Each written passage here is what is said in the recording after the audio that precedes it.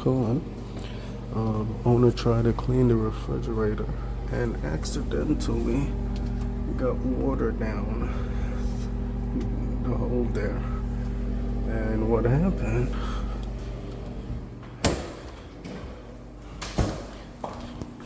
What happened is the water came out of here and went right on the compressor relay start device.